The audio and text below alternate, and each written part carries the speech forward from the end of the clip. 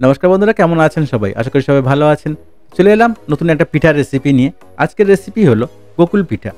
দুধ গোকুল পিঠা কিভাবে বানাবো আর কি লাগছে এই রেসিপিটা বানাতে দেখে নেবো স্টেপ বাই স্টেপ। চলুন শুরু করা যাক আজকের রেসিপি। খুব সুন্দর একটা রেসিপি শেয়ার করলাম। আশা করি আপনাদের ভালো লাগবে। যদি আমার রেসিপিটা আপনাদের ভালো লাগে তো কমেন্টে জানাতে ভুলবেন না রেসিপিটা আপনাদের কেমন লাগলো। তো রেসিপিটা বানানোর জন্য নিয়েছি নারকোল, গুড়, কিশমিশ, কাজু, খোয়া ক্ষীর, চিনি আর দুখানা এলাচ। চলুন আগে আমি পুরটা বানিয়ে নেব। তো 1 কাপ নারকেল নিয়েছি এখানে। নারকেল দিয়ে ভালো করে একটু পুরটাকে বানিয়ে নেব আগে। পিঠার পুরটাকে ভালো করে বানিয়ে নিতে হবে। তো নারকেল দিয়েছি 1 কাপ। দিয়ে দেবো আখের গুড় 100 গ্রাম। আপনি যেমন মিষ্টি খাবেন তেমন বুঝে দিয়ে দেবেন। আমি এখানে 100 গ্রাম গুড় দিয়েছি। ভালো করে পুরটা বানিয়ে নেব। এমনভাবে ভালো করে পুরটাকে বানিয়ে নিতে হবে। তারপর দিয়ে দেবো কাজু। আমি কাজু এখানে হালকা গুঁড়ো করে রেখেছি। আর দিয়ে দেবো কিশমিশ। দিয়ে এটাকে ভালো করে আমি পুরটা বানিয়ে নেব। গুড়টা একটু শুকিয়ে এলে তারপরে আমি এটাকে নামিয়ে নেব। দেখুন একটু শুকিয়ে এসছে, তার একটু আমি ভালো করে পুরটা নেড়ে ছেড়ে তারপরে এটাকে আমি নামিয়ে ঠান্ডা করে নেব। দেখুন এমনভাবে খুব সুন্দর একটা রেসিপি শেয়ার করলাম। আশা করি আমাদের ভালো লাগবে। আর যদি রেসিপিটা ভালো লাগে কমেন্টে জানাতে ভুলবেন না, কমেন্ট করতে ভুলবেন না রেসিপিটা আপনার কেমন লাগলো। তো দেখুন বন্ধুরা, এটাকে শুকিয়ে এসছে। এটাকে আমি এবারে নামিয়ে একটা পাত্রে ঠান্ডা করতে দেব। পুরটা আমার রেডি হয়ে গেছে। এটাকে আমি ঠান্ডা করে নেব। খুব সুন্দরভাবে রেডি হয়ে গেছে আর খুব সুন্দর টেস্টও হয়েছে। তো বন্ধুরা, পুরটা আবার রেডি হয়ে গেছে। এখানে নিয়েছি আমি দুধ 1 লিটার। দুধটাকে ভালো করে আমি ফুটিয়ে রেডি করে নেব।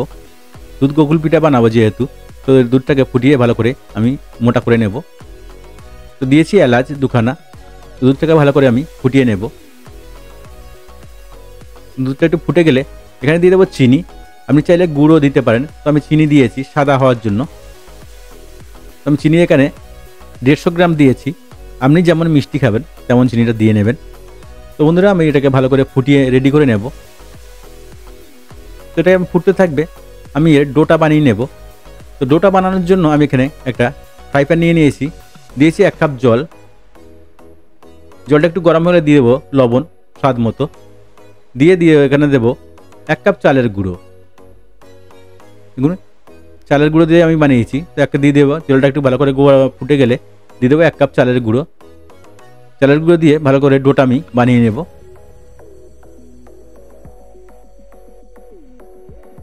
চালের গুঁড়োটা দিয়ে ভালো করে এটাকে মিশিয়ে নিতে হবে জলটার সঙ্গে। দেখুন এমনভাবে ভালো করে আমি ডোটাকে বানিয়ে রেডি করে নেব। ভালো করে রেডি হয়ে গেলে এটাকে আমি 2 থেকে 3 মিনিট ঢেকে রেখে দেবো। ডোটা আমার প্রায় রেডি হয়ে গেছে। এটাকে আমি ঢেকে আরও 2-3 মিনিট রেখে দেব। বন্ধুরা, ডোটা আমার রেডি হয়ে গেছে। এবার আমি এটাকে পিঠেগুলো বানিয়ে নেব। দেখুন অল্প গরম আছে। এবারে আমি পিঠেগুলো আস্তে আস্তে একটা করে বানিয়ে নেব। একটা করে পিঠেগুলো বানিয়ে নিতে হবে। এমনভাবে দেখুন ছোটো ছোটো ডো কেটে একটু হাতে ঘি লাগিয়ে নেব। তাহলে কী হবে, ডোটা আর হাতে চিপকাবে না।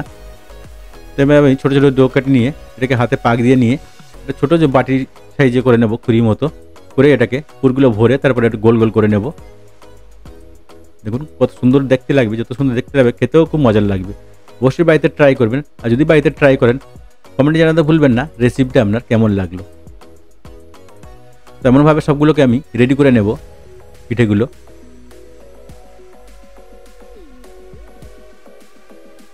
সবগুলোকে আমি এমনভাবে ছোটো ছোটো করে কেটে এমনভাবে পুর ভরে রেডি করে নেব।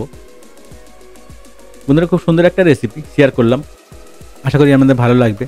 আর যদি আমার রেসিপিটা ভালো লাগে তো চ্যানেলটাকে লাইক, শেয়ার, সাবস্ক্রাইব করতে ভুলবেন না।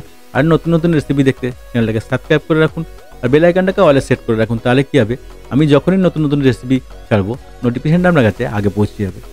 দেখুন কত সুন্দর হয়েছে। শীতের সময় খুব সুন্দর একটা রেসিপি, পিঠা রেসিপি। অবশ্যই বাড়িতে ট্রাই করবেন। দেখুন কত সুন্দর হচ্ছে। তো সবগুলোকে এমনভাবে আমি রেডি করে নেব। খুব সুন্দর খেতে হবে। দেখতেও যত সুন্দর খেতেও ততটাই সুন্দর হবে। অবশ্যই বাড়িতে ট্রাই করবেন। বন্ধুরা, আমার রেডি হয়ে গেছে সব কটা।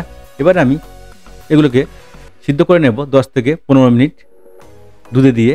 যে দুধটা আমি রেডি করেছিলাম সেই দুধে দিয়ে আমি রেডি করে নেব।